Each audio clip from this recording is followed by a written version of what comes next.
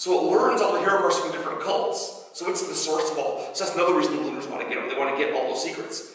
And they like coordinate, like a Yomalio cultist might want to guard the Hill of Gold, and they will help him coordinate that to guard it. Then you even send him help. Now he may not want help from a darkness cultist to guard the Hill of Gold, but he would, you know, so everyone has, so the Arcane cult is not really very cult-like. You don't, it doesn't give you magic, right? It teaches you about hero quests. Yeah, it's very cool. So it's really cool, like a secret organization.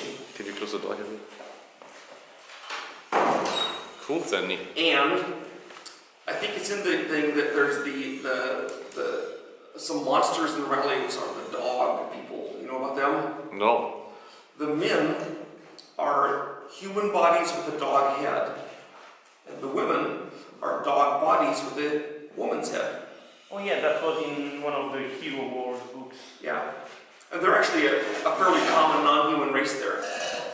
The women, of course, cast all the spells because they can talk, right? They're the magical ones, and the men are the ones that fight.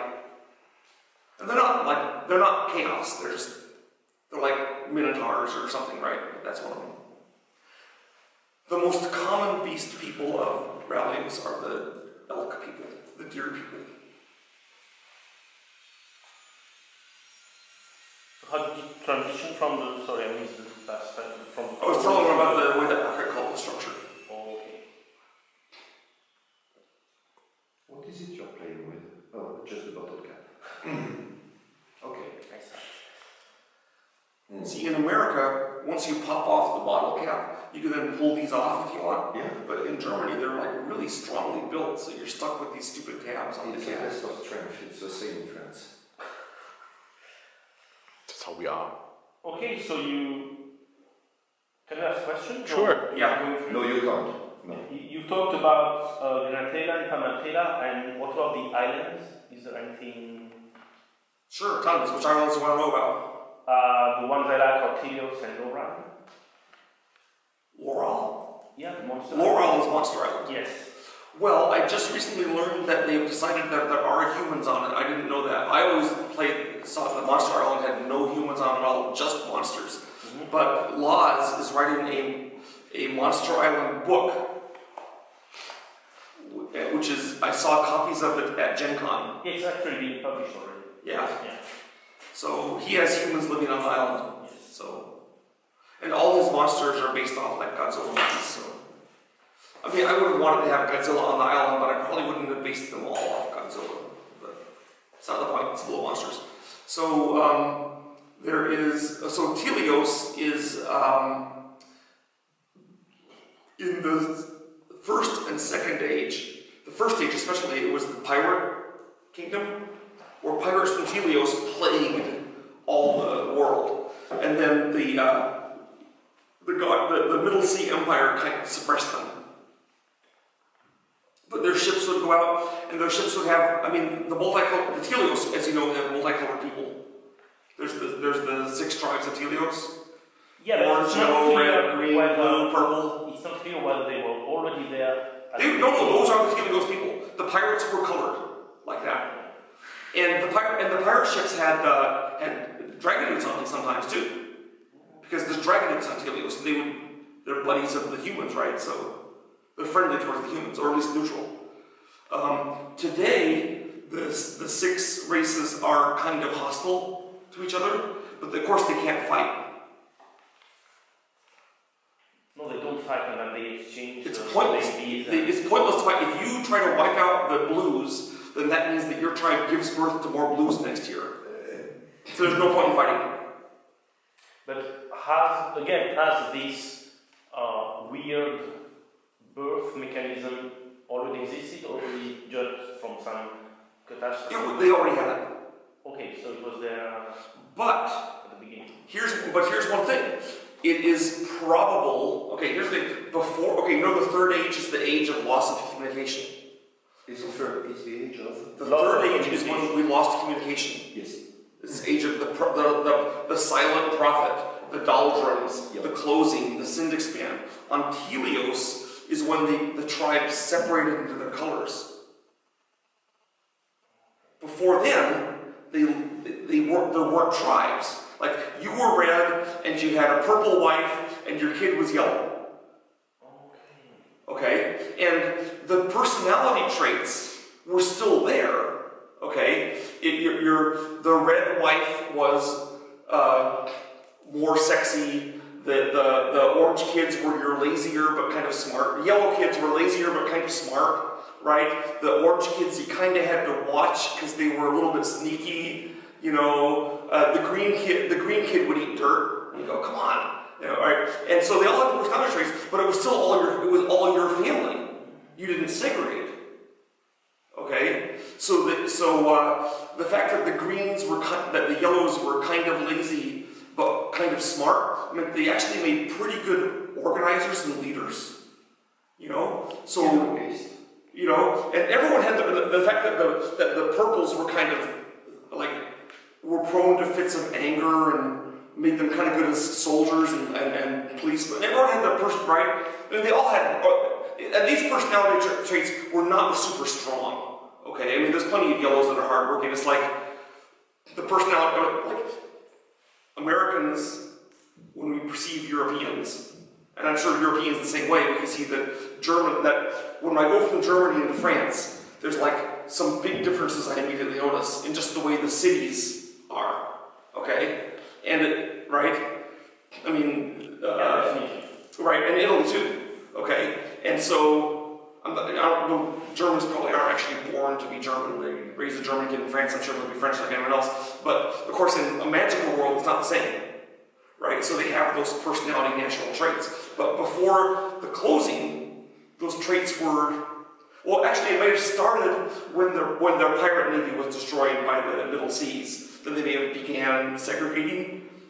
Right? So the current artificial system of we all live in different areas that we have to meet to trade kids, that's a modern result of their segregation.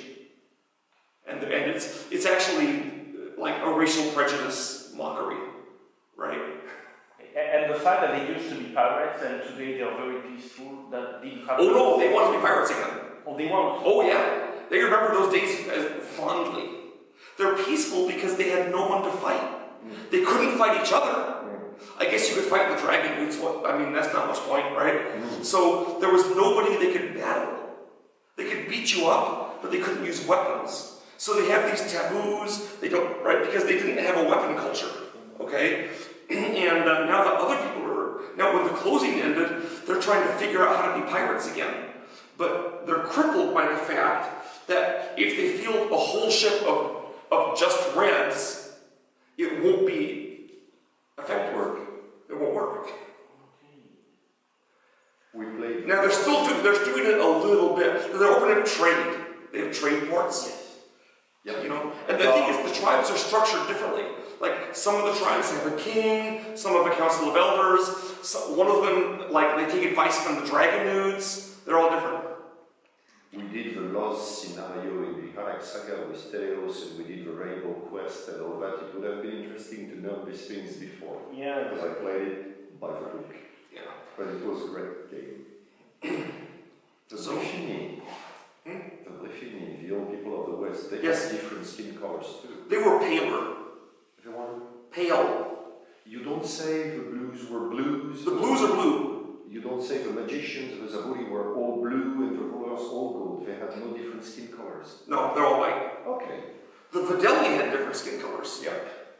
Blue Fidelli was blue. But not the other people of logic. Well, the Fidelli aren't people of logic. Okay, not the people of logic. The Fidelli, okay, the Bertini will confirm the Fidelli are the complete opposite. They're absolutely the polar, the worst things. Still, they let them into their harbors. Yep. Because they're part of it. Yep. I agree. It's like Jews and Samaritans. Yeah. They're still Samaritans. They're not allowed into the Jewish army. There's only a couple hundred Samaritans, but of course the Fidelli, of course, they don't care, right? They're the Fidelli. And actually in my campaign there is now one blue Fidelli. And the players are kind of sad about that. They're trying to That's that. Here's the thing. So with the Fidelli, before the Third Age, before the closing, there was only brown Fidelli left. The brown Fidelli, the Fidelli are caste-like, just like the Berthini. Okay? The brown Fidelli were the worker class. So they were like, well, they weren't farmers, but they were sailors and hunters and like, so they really weren't dangerous. I mean, they would do all the bad things they could, but if you have a whole bunch of proletarians, I mean, you need a Lenin or a Trotsky to make them dangerous, right? So that's what it was. So then after the closing, there was an island with red Fidelli. The red Fidelli are the warriors. And so once the warriors mixed with the browns, then that's when the Fidelli Empire formed briefly, where they went and they colonized. They said, we ended the closing, we are slaves. That didn't last very long, but it lasted a little while. And that was because the reds were back. If they had blues, it might have been a lot more effective, because the blues are the king caste. They don't have a magician caste, because they all use magic. For you, there is no gold ruling Fidelli. It's blues who have power. In my understanding, the gold caste is Talari, ruler, and the blues are thinkers, wizards. So for you, in the Vadel... There is no gold caste for me. Okay. They have three castes. They have three. There is no wizards. That's one of the reasons they're unnatural to the Berthini, because all the Fidelli use magic. And with the Berthini, only the wizards can. So it's not fair. Okay. Because the Berthini wizards actually feel pretty constrained. They can't use weapons, they can't farm, they can't hunt, they can't fish, they can't give commands. No way. Right? But the Fidelli can do all those things. And if Blue Fidelli violates his caste, it doesn't matter. He doesn't give a crap. They can violate the caste all the time. It's just that a brown Fidelli a brown Fidelli can fight or give orders. He's just not as effective. But a wizard is just as effective giving orders as a king. It's just that he will die if he does it. Well, he doesn't die, he begins to age. Well, no, what happens is that, say that, like, for example, here's Fabian, a handsome 24-year-old. Yes. 24, yeah. We roll players. Okay, so if Fabian was a Fidelli and he looked this age, not a Fidelli, a Berthini, and he violated his caste, he would still be that age. He would just start to age from that point on, like a normal human. Oh, so it's not the portrait of Dorian? No, they just go on from that age, whatever the age they look like. So they'll die in 40 or 50 years. But to them, that's horrible. Short, yeah.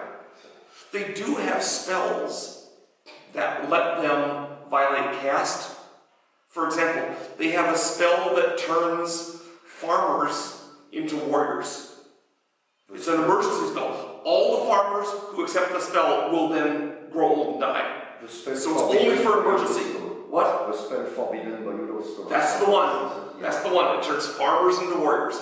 And all the farmers who take the spell will die. Okay, so it's a kind of kamikaze spell for them, because it means death. Literally. They don't want to do it, but they will do it. You don't have to. So here's the thing about the Berthini. All the Berthini that had spirit and courage and bravery and honor, they all became Malchioni. And yeah, they died. But the ones that are left are the most cowardly, reactionary, like cold-blooded, loveless. They're the worst Berthini that are left. I think they are not humans anymore.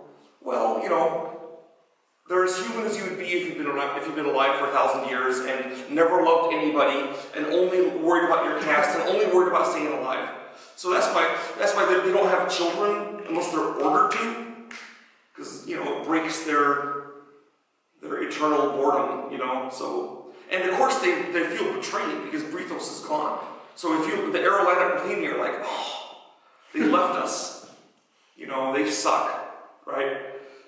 So. Tell me about the War of the Seas, where the Wartegi ally with the Berthini again to wipe the seas clean and rid. Well, that's supposed to be a secret. Yeah, we're talking about secrets. We are okay. talking about secrets. So what's happening right now is people are seeing Wartegi show up. And what? Atagi. Warthagi ships are showing up. They're coming in from the north and south because, of course, they all went down to McAstis Pool. Yeah. Okay, when the closing hit. But they're showing up. But here's the thing: the closing came from Brithos. Yes. Right? So the dragon ships are showing up and they're asking people, "Where's Brithos?" So everyone thinks that the Warthagi are looking to get vengeance on Brithos. They are not. But they're not.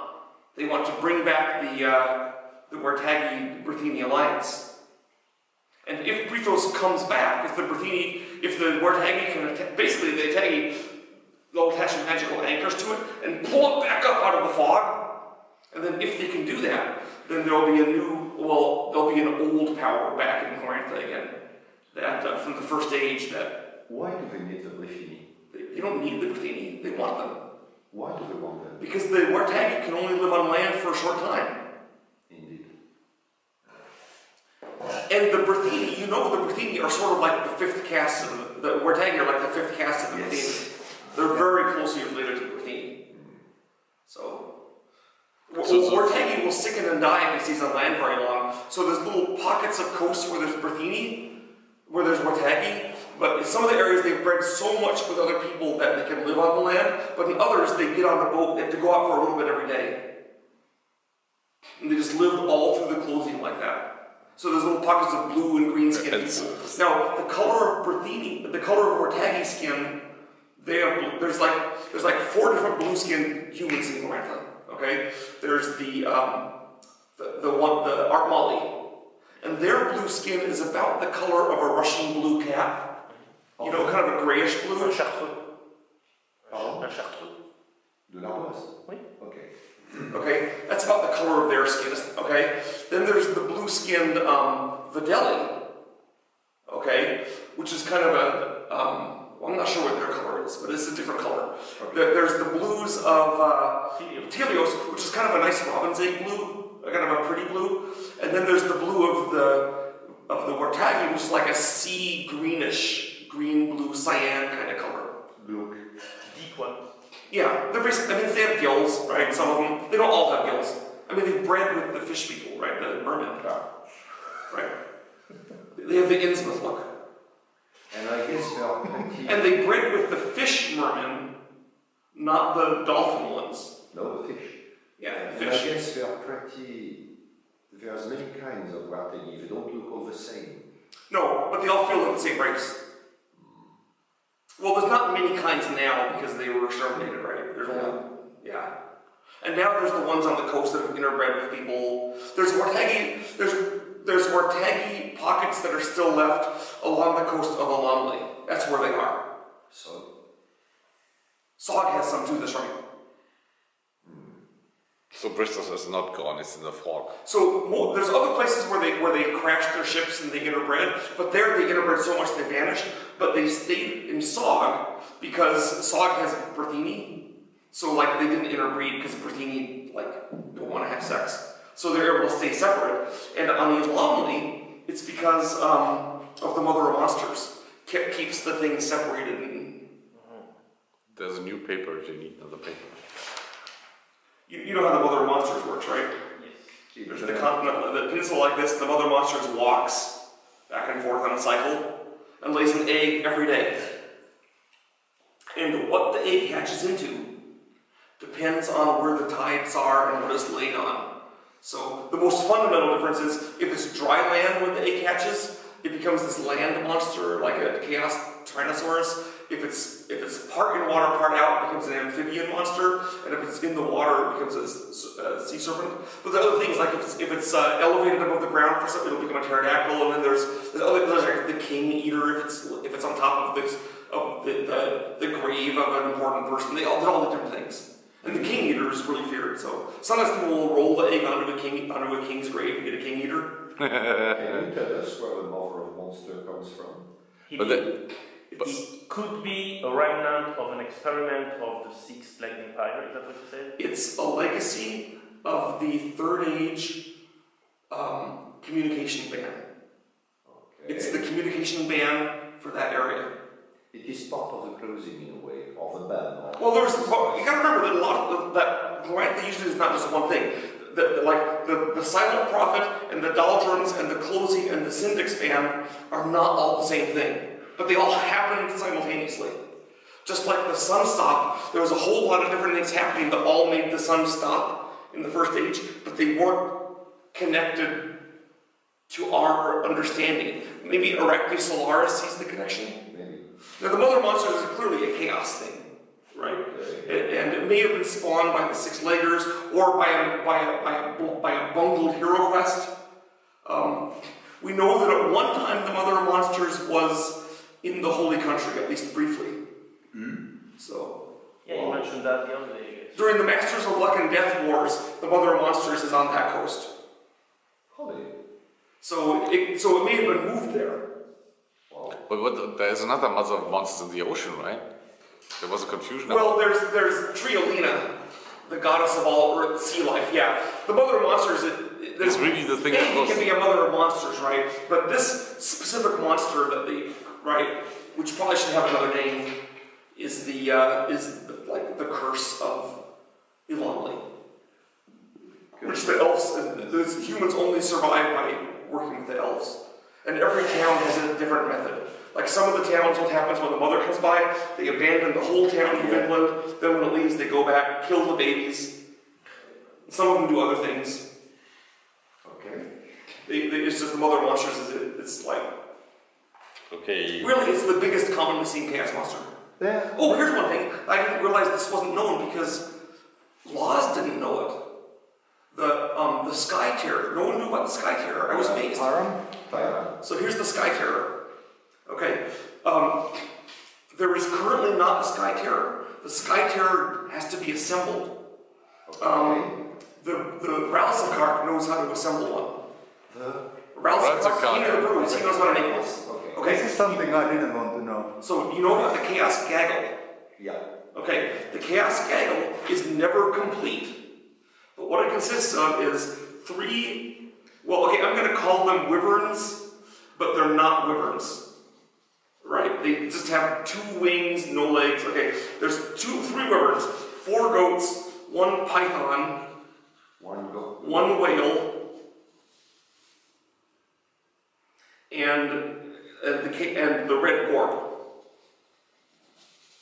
Okay, these are the parts of the Chaos Gaggle. If all of these parts are together, then with the proper it's not hard to assemble the Sky Terror. The Chaos Gaggles are broken up Sky Terrors. Okay? And the Sky Terror is a huge monster with 16 legs